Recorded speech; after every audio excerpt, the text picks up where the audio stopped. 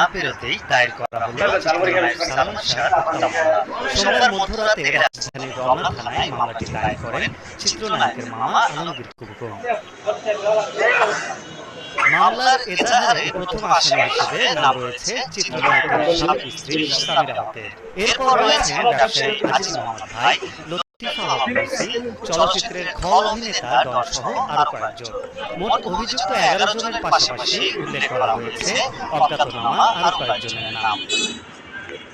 এর আগে সোমবার দুপুরের পর সালমান শাহ হত্যা মামলা পুনরায় তদন্তের নির্দেশ দেয় আদালত।